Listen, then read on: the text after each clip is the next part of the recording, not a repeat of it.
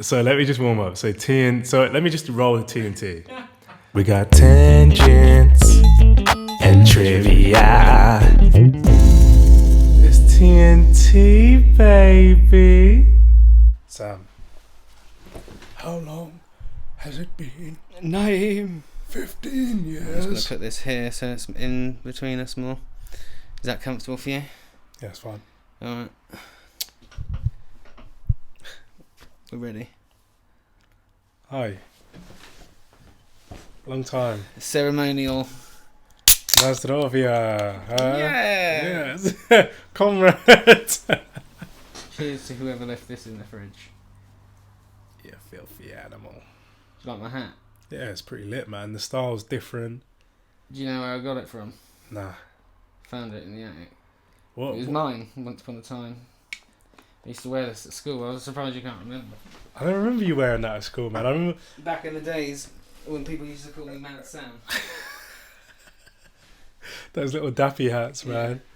Do you remember? I never liked any dubs, but I did like the hat, so I was rolling around Mate, with the ting. They were just plausible, man. They used to keep me warm. I used to wear them in school. I actually used to wear them at uni, and people were just like, "What is going on?" I'm like, Do you want one? "What, a hat?" No, you're not gonna put it on, are you? No, I've I got a really can't. shit one. Got a rag, mate. Yeah, you're fine. Well, it can protect your head. Got a do rag. Yeah, cheers. But yeah, so I used to be called Mad Sam, but then we found someone on the internet called Mad Sam, so I had to change it. I mean, you're telling me like I don't know this. Yeah, but I'm telling it to so people know it's a good topic, like nicknames. Mad Sam. You've never had a nickname, really, have you? I mean, I have, mate. I think this kid. You're good at giving them. I am fairly good at giving nicknames. You're a giver, not a taker. That's right. I think the worst nickname I was ever called was 9. The number 9. Like, this guy was so lazy at work.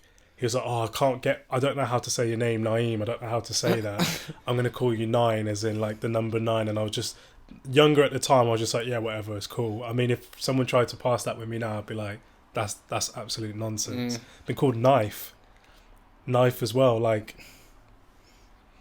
that's weird. people just can't get the name Naeem, and Naeem is 4 letters long. Yeah. Naim. That's it. I mean, it's like a little bit like name, so maybe that's why they kind of like, they go name, not name, because of course. I've heard people call you name before. Yeah, and like it's spelled or like Niam. I don't know where it comes from. Someone called me Neve once, and I was like, I don't understand how you get that from Naim. There's no They H. probably just heard that like Neve isn't spelt like how it sounds, Yeah. and then they just saw the... Mate, it's crazy, but yeah, I think besides that, there's no real good nicknames I've been given. Obviously, like my family call me Nai, they just shortened Naeem down to that. Yeah. Nai. Big Freeze, mate. I was called that at one point in time. Oh, no, I'm just making up them now. Well, because you're so chill. So chill out, man. So chill out. Who's the Iceman? Is that like a hitman? I think that's just a hitman's name that I've heard. Yes, what, as in that actual famous... Yeah. Yeah. That was the Iceman. Yeah. That was crazy. I saw an interview with him, man. It was nuts. Yeah. Psychopaths are mad, As man. I said that. Yeah, I mean, do you watch like all those things? In fact, one thing that we could start talking about then, oi, have you seen that Dahmer thing? That was a madness. Yeah, I mean, good thing I'm wearing this hat so people can't see my hair, because I mentioned it to my mate Zach the other day, and he was just like, "Oh, you look like Dahmer, don't you?" You and don't. I was just like, "Okay, I better not mention this." No, you don't. Yeah. It's a madness. We're going to put this up on a poll if Sam looks like Dahmer or not, but... Yeah. I've seen about Jeffrey Dahmer before this documentary came out, so I already knew how messed up it was. 100%. I think something that used to scare my mum a bit is, as a kid, I used to watch like serial killer documentaries all the time. What did you think he was going to be? Well, I don't know what you just thought it was taking going to notes, be. Like, that's how he get caught. I'll avoid doing that. So what it was for me is, I don't know, I was really interested in the psychology of it, because you think, like, as I've got older, I think I've become more empathetic and understanding of other people's stuff. So I come to the point now at my age where I'm like, I don't understand how you could kill someone. Do you know what I mean? Like, I actually don't understand it. I think as a kid, when I was watching all these serial killer things, it wasn't registering like the weight of actually ending someone's life. And then as you start to get older and you start to empathise a bit more, you go, that person's potentially a mum, a sister, all of these different things to different people, and you're robbing someone of that for what? Yeah. a whole load of trouble. Like, they don't really, like, when they used to kind of almost, like, name it after the murderer rather than almost glorifying what the person has done in a way. Not directly, but rather than being like, oh, it's about the victim, it's like, oh, look at Jeffrey Dahmer and 100%. How evil he is. And they always get mad names, like, I can't remember what he was called, but he was something cannibal or something like that. Yeah, the Milwaukee Cannibal. That's it. But, like, obviously that... It's all about the way the media and that will market it, but I just started thinking about the documentaries about it, where they got like the people reenacting the scenes and stuff. Terrible, isn't it? Some of the reenactments are so shy. And all those old ones and stuff. The acting was sick in this Jeffrey Dahmer one. Yeah. You know, in like some other reenactments, and they never really showed you the crime, would they? It'd just be like, this person's just like dead on the floor or something like that, and you just see the hand or something like that, and then he ate his corpse and fucked his brains out. And what I find an absolute madness with a lot of that, like you say, is giving them almost like movie-like character names. Yeah. Do you know what I mean? Like BTK, there was the Night Stalker, like being called that and feeling like you are KSI. This villain of it. What does he kill? Their pussy. I knew he was going to say that. I knew he was going to say probably that. Doesn't. I haven't watched any of those things. He does all those dating things, doesn't he? Like, yeah, I've seen a couple of clips of it. Like, it can be funny on some of these things. Like, but I think the main thing with him is obviously he does a lot of reviews. I think he's got to a point now where he doesn't need to make the content that he used to make. Do you know what I mean? He's got so much traction. KSI could literally just smile and then that's like 1 million views on YouTube. It's like, oh my gosh. Oh my god. KSI just smiling at me. Yeah. He's smiling at me.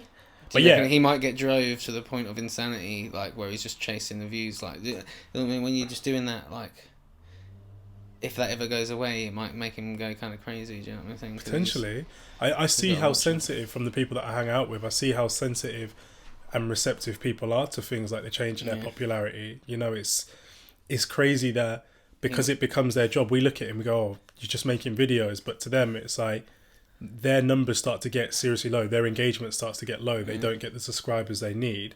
People who have invested into them start pulling out because they invest in them because of the traction that they bring in. And then they start being like doing crazy shit on the internet, like starting weird trends, driving cars. There was a trend stealing cars and stuff on your TikTok. Was there? There a while ago. Yeah. That's mad. Or you never know, as I say, KSI, just to make sure we're still on topic, he's probably going to end up turning into a serial killer or something. You're moving mad. Check out my vlogs. You're moving mad. Yeah. So, scratching that all back, that's what I was trying to say about, you know, with... Scratching it back. Sorry. Scratched it back. Yeah. Dahmer. Scratch back. Pat the back. Pat the back.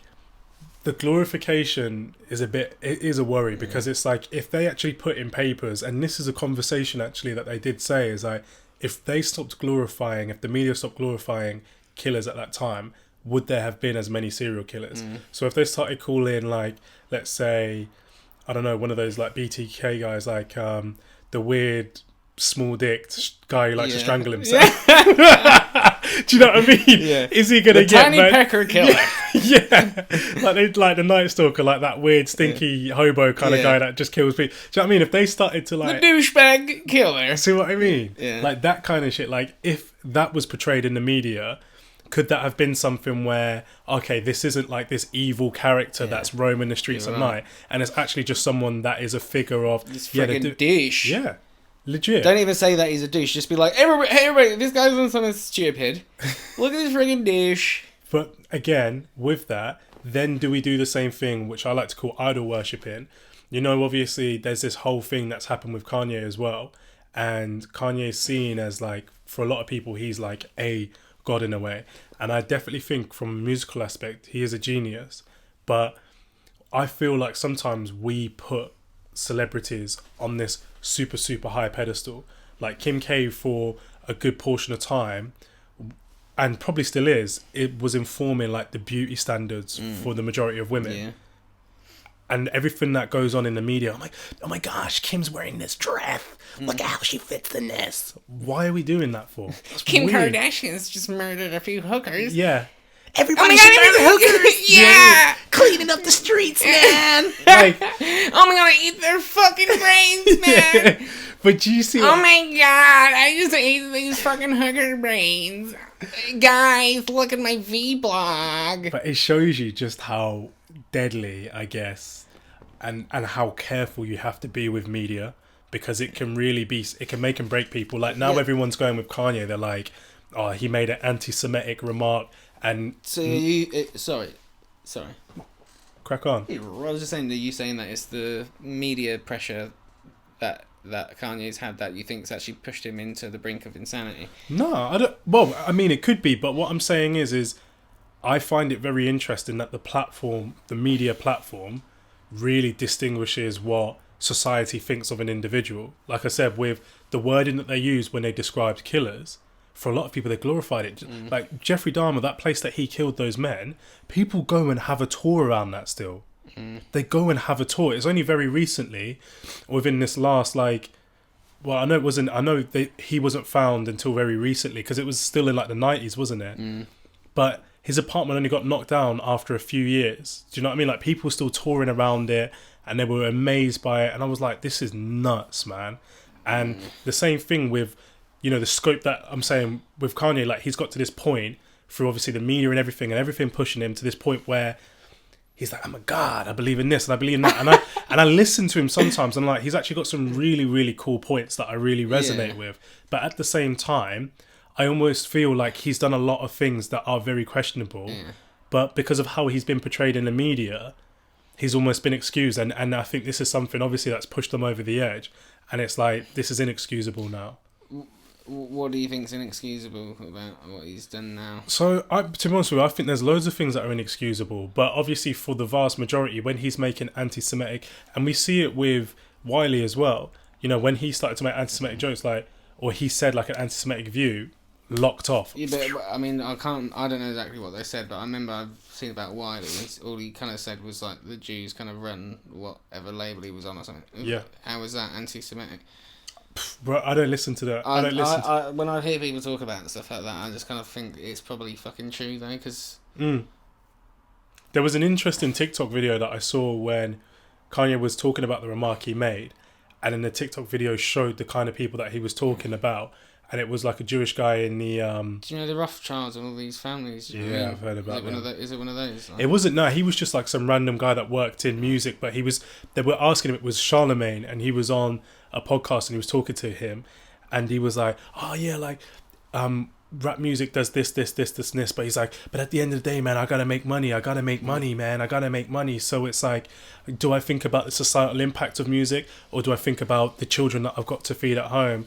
And then the video was obviously emphasizing these are the people that Kanye is talking about, who are within the music industry that try to make you move in a certain way, which again, yeah, like there's people. I think the problem is that he used the word Jews rather than just say the people that run the music industry. Yeah. But like I think it's what you need to people need to get their head around, like Wiley and Kanye and whoever else has said stuff, is when you generalise that, like, you're instantly just giving people the excuse to not listen to what you have to say. 100%. And yeah, you just have to accept it's a coincidence that all those people are Jewish, I guess. Well, the real problem is that these people are in ridiculous amount of power, and they have managed to.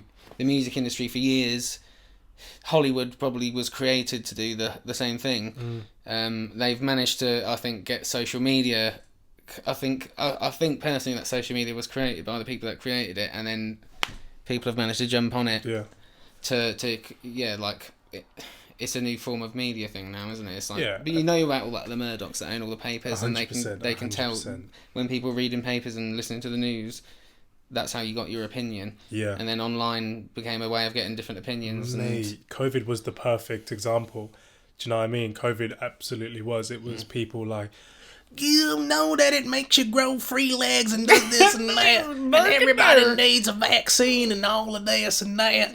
And it's like, okay, cool, it's fine that you have that opinion, but where is your opinion based from? And no one could tell you. But obviously we knew there was a general gist of the news telling you that everything is getting so bad. And what people don't realise, and a lot of people don't realise this about lockdown, is it occurs because of the pressures on the NHS. So really it's a precaution to make sure that if the cases of COVID are going up, that the actual health or the national healthcare system has and is able to contain the numbers that it's facing. The issue with the first wave of COVID is we didn't know how detrimental it was to people, but also because it was such a fast spreading virus. Is it a virus? Yeah, coronavirus. It was spreading so quick. It means that the chances of it being fatal for a lot more people was huge because it could literally go boom, boom, boom, boom, boom, boom, boom, boom, and it was a scare. Pop, pop. But yeah, it was a scare for the NHS. But what I'm trying to relate to here is there was so much information flying around from everywhere. There was so many different opinions. And I think it was actually quite a scary part in time because for us, it was like if you had an opinion that differed to what the news was saying and then what these people who took that from the news were saying, it was like you were seen as an weirdo. Do you know, for me, I was like, I'm fairly healthy.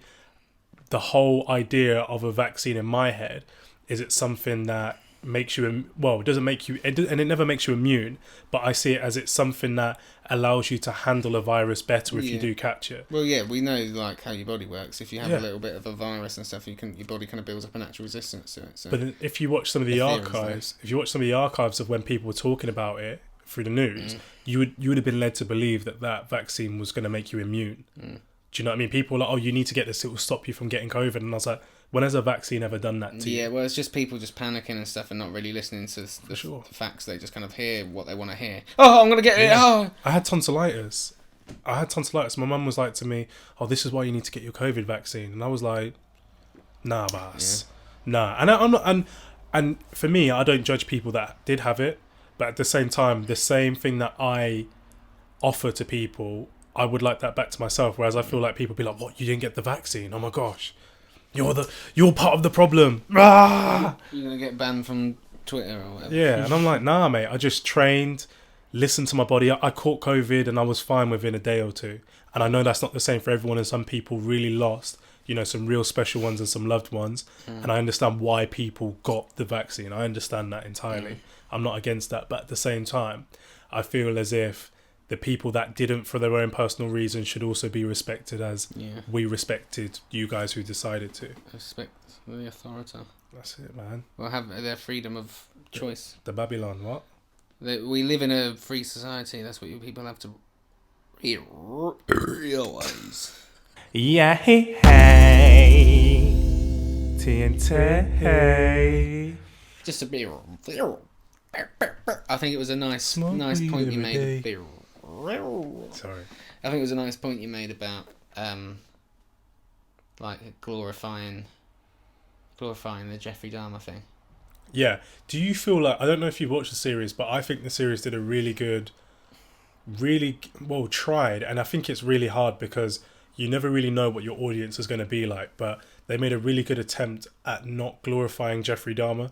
And the way that making him really creepy and stuff. Yeah, but even just the way how the story was presented, like he was a moving force in a bigger story. Yeah. So the story isn't let's follow Jeff around killing people. It's all the people that he affected. Yeah, it's like Jeff did this, but this is the big effect. And if you realise, most of the episodes leading on from a certain point, they're not even. He's in prison. It's not even about him. It's about the aftermath of everything that he's done. And you understand that he is just a very big cog in a very big situation. Yeah. In a huge one. But he was the unlubricated cog that destroyed the system temporarily. Made an effect. Yeah, basically. You can. But and you were saying about like I hate horror films is what I'm trying to say. Do you think if you watch the thing, no spoiler alert kind of thing, the guy was watching the same horror film over and over again? I remember this from other versions of hearing that story. He was obsessed with, he'd watched the same Exorcist film or whatever the fuck it was before he'd kill these people, and he's like mirroring some of the scenes or whatever. So, and I can imagine there might be loads of other people that are a bit weird that have done stuff like that have watched horror films and kind of been inspired by it. So we what do you think about that? We know, don't we? There's various stories where, some of the most horrible things have happened to human beings, and people have based it and taken references from material and content that they've actually digested. And, I think that's a huge conversation, because you've even got stuff like the games that we used to play at a young age, Call of Duty, Modern Warfare, all of that kind of stuff, all the games where you're killing people.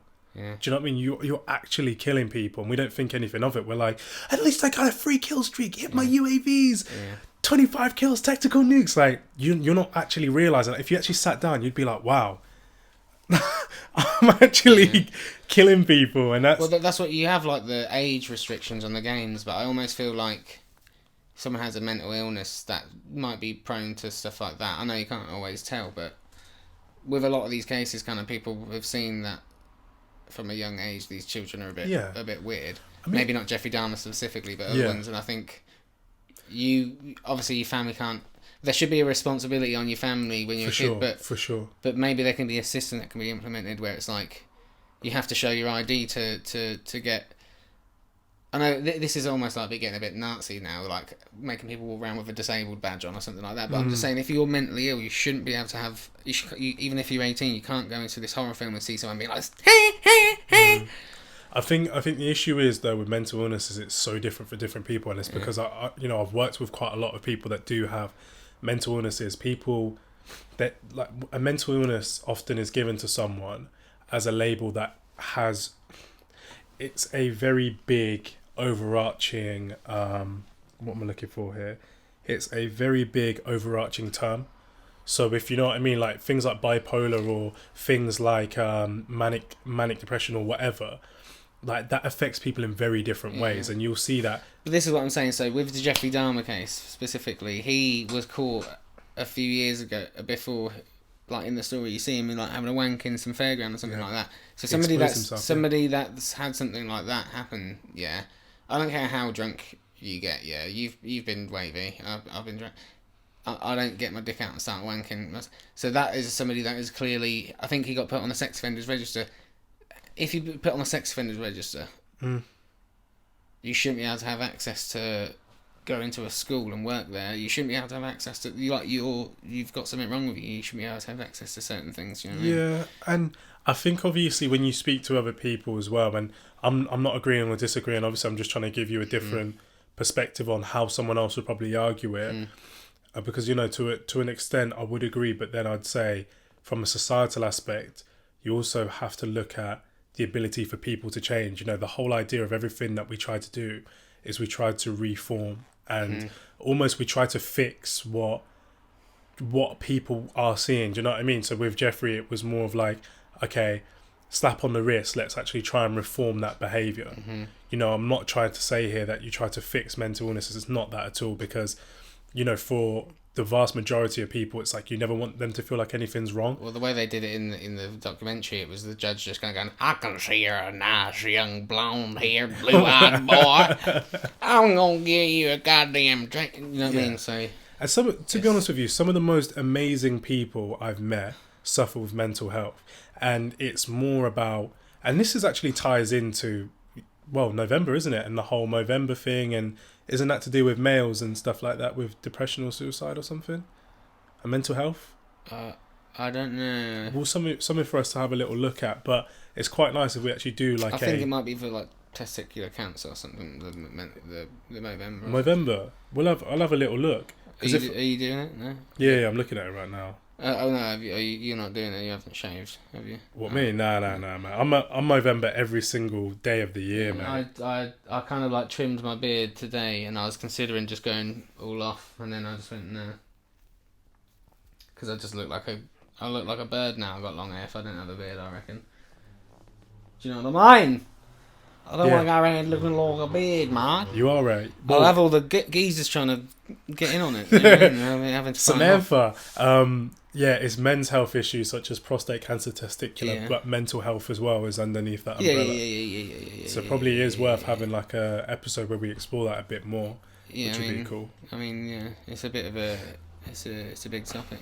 It is. And so sorry, going back to what we were saying about people wearing like this, or like with Jeffrey in this case, it's that whole thing of, for some people, they would look at that and go, yeah, but he has the potential to change. And I think our society, as sometimes as flawed as it can be, they do try to operate on this basis of there is still hope for some people. Yeah, I mean, I think you have to weigh everything up, but yeah, you can give someone. I just think like if someone's had a bit of a thing like that, you just kind of go, okay, you got 10 years to you're not allowed access to drugs and alcohol. Like literally, you have to go into a shop to show ID. No matter who you are, you just have to show ID. Scan something at the shop with your ID or whatever. I don't know how it would work. There must be a way of doing it. But so certain people that have shown that they're a risk don't have access to things that are clearly not healthy and they're going to trigger those things. Yeah. And they all have to be assessed on each situation. And that's why you have a judge and a jury and stuff like that to assess each thing. But do you know what I mean? I don't see why that can't be part of the punishment. That's more than possible nowadays for that to be done. Everybody has an electronic. You all have your driver's license and stuff. Why can't everybody just have like this ID card that basically just says I'm 18 and over, and I mean, I suppose what it comes down to is it's just it's a way for the government to collect more data on us. But yeah, it's a very ethical thing of, do you then treat someone differently because of like whatever mental health issue or whatever mental health? I think if someone has mental health issues, yeah, it makes sense to keep them away from things that trigger those things. So a guy goes and has a wank in the park and he's drunk. You go, okay, we're going to give you another chance. We're not going to send you to prison and ruin your life. Although it's kind of getting put on the sex offenders register is kind of like pretty fucked. But I'm saying, do that, and you're going to struggle to get hold of alcohol. You're going to be banned from buying alcohol for 5 years. That's more than possible for you to work out. And then that stops this guy from fucking drinking himself into oblivion. Well, just to the point of going out and doing stupid shit. Yeah. And then enough time away from the drink might be able to get your life and your head straight a little bit. I don't know, but I feel like there's certain people that just shouldn't be able to go and watch a film without someone having a murder, watch aggressive porn. Yeah. Go near schools, drink alcohol. Yeah. I think you lose your right to do that. And I think prisons are overcrowded, but that's a way that's not. How does that cost any money? It doesn't really cost that much money. What, prison? No, I'm saying prison does, but to just stop. Okay, so you don't go to prison, but at least we can stop you from doing that. Then obviously it would be, you'd have to look at cost of like handling that data, where you store that data. There will be a cost, but I'm telling you now, the cost that it will save on prison time, because that's an extra way of punishing someone now, it'll be fine. Yeah. It costs fuckloads to keep someone in prison. Yeah, it does. It costs quite a bit, for sure.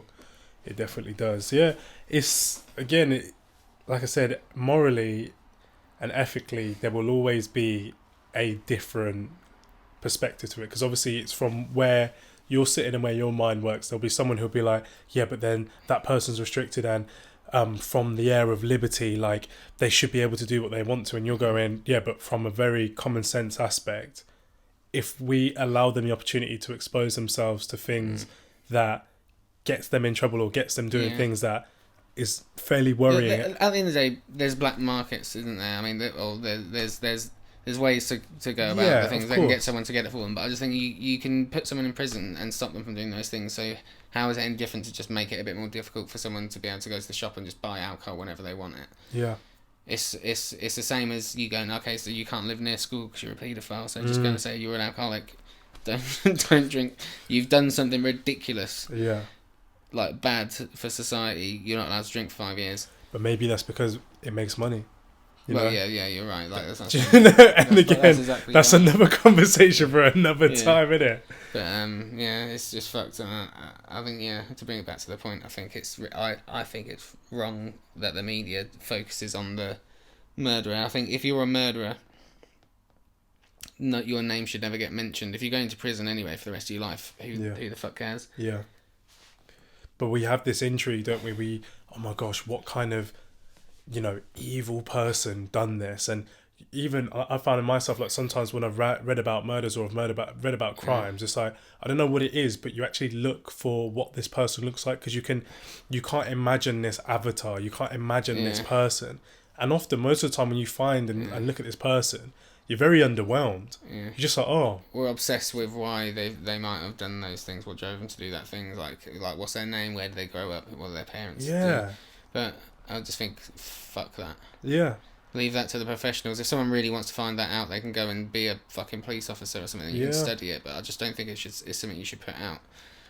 Like, really. Yeah. I think the better way to do it would be to just talk about the victims and stuff. And as you say, like how the Jeffrey Dahmer thing did, it's kind of like moving in the right direction where it's actually focusing on the neighbour. Yeah. And I think it's actually a combination of people from the actual story they've combined into that one neighbour character. It is. But I think it's really good the way that they've kind of done that, because obviously it makes sense for the story. But yeah, I don't find myself ever really. I think what was good about that series is I didn't find myself empathizing with him because I understood what may have driven him to do that.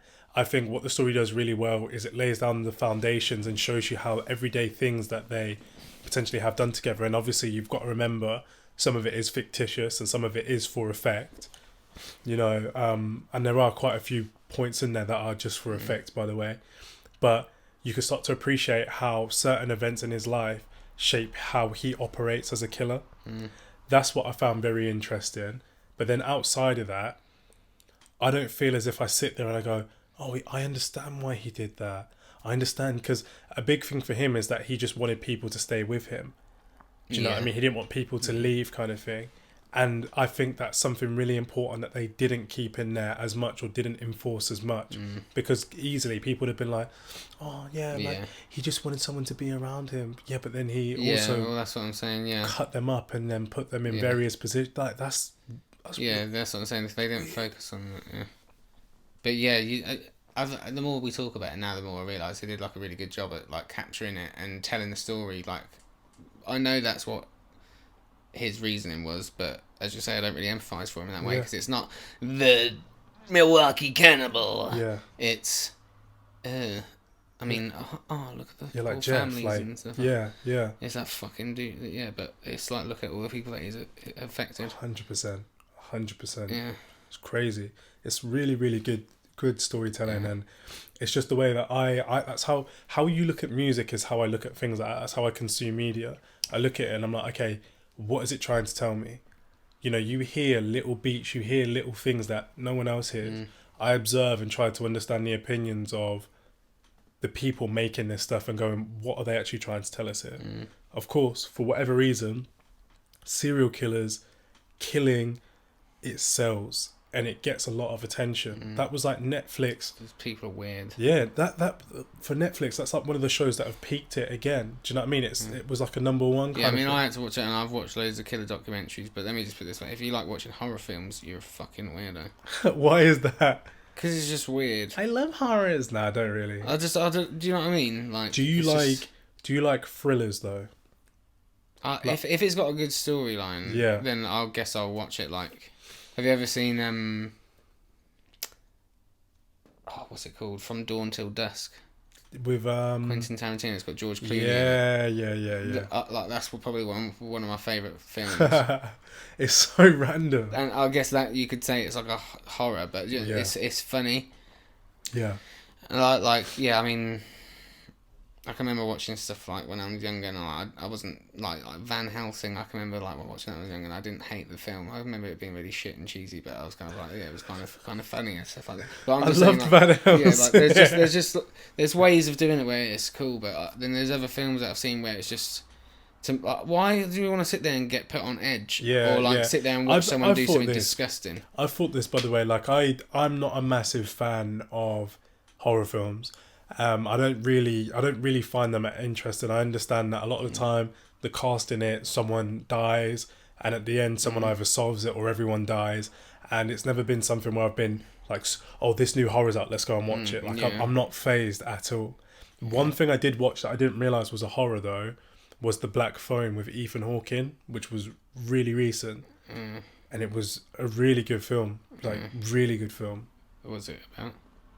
Don't get to read the story. Yeah, I can't tell you too much, but kids are going missing, people are going missing, and it's because of, you know, a guy who's kidnapping them, and then eventually a boy gets taken. His him and his sister are kind of, they're linked in a way. So she's having visions of stuff and things happening, and there's a black phone. So this kid's locked in a basement, and there's a black phone, and people are calling him through this phone, but it's not connected anywhere. It's nothing like that. But he's having conversations through the phone. And I don't want to say too much. Yeah, that already sounds like it's gonna be. But it's not a jumpy one. Yeah. It's a thriller, and it's really interesting. I'll watch it, and then we'll come back to this topic. It's a good watch. A very good topic to discuss. Our horror film shit. What is your opinion? Me? Yeah, just so because we're going to come and revisit it. So this is we're going to repeat this clip. I ain't gonna lie to you. Yeah, horror films. There are some. The subgenre of horror films is alright, but on a whole, I'm not sold on it. I'm not a big fan. Anyone who watches them. Yeah, you're a mad one. You're absolutely mad. You're a freak. If you actually look forward to a horror film, it's weird. I don't know. Yeah. The only time I've ever watched one is because someone's like, "Oh, I've watched this. It's scary." Do you know the ones that I can never mess with? Human Centipede. If you lot have watched that, miss me with any friendship. I've never. Any Wahala, I don't want any of it. Yeah. All you Human Centipede consumers, nah. Yeah, I've never watched that. I've heard about it. People have watched 1 and I think there's 1, 2, and maybe even 3. How did you even make it past number 1? Please. Weird. That is weird, man. But you're freaks. You're dirty. You're weird. Get out of here. We still got love for you, but you're just a bit. Yeah, but okay, so this is my challenge though. So if you do watch that kind of stuff and you really feel passionate about it, tell us a film to watch, and if I guess any of our 2 subscribers give us a good suggestion, or there's like kind of a debate in the comments, I don't know, but we'll check back. Yeah, actually, in fact, when you come round for our next date night and we will get some popcorn out and we watch a film, give us a recommendation. Yeah.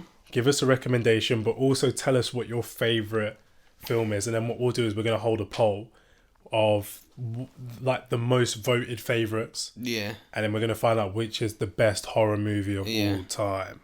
So we're going to collect some votes, get votes on the votes, and then we'll watch them and we'll give you our vote. No Human Centipede. It's not happening. It's not nah, boss. Or Teeth. Yeah, I saw that one. Yeah. That was sensational. I remember seeing Donkey Punch as well. Someone got like when people used to download stuff onto their laptop, and someone put this film called Donkey Punch on.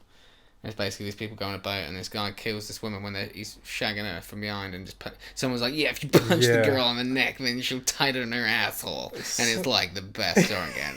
And he does it and kills her. And fucking hell, can you imagine? Mate, it's wild. Yeah. It's wild. Let me punch this girl. Shall we jump? Shall we crack on? That's the thing. You can't let the wrong people watch that film because people might imagine if they turned the film off, like before that scene came on. Like you could just be watching the film and someone's like, "Yeah, donkey punch. You punch her in the back of the head." And they're like, "Oh, is this a documentary?" Does it and then actually kills someone. It actually happens, yeah. But then if you police everything, do you know what I mean? There's like the world. I think more police, yeah. We need to police everything. Police? Yeah. Please. Oh. Yeah, man. I mean, fuck the police. We got tangents and trivia. We got tangents.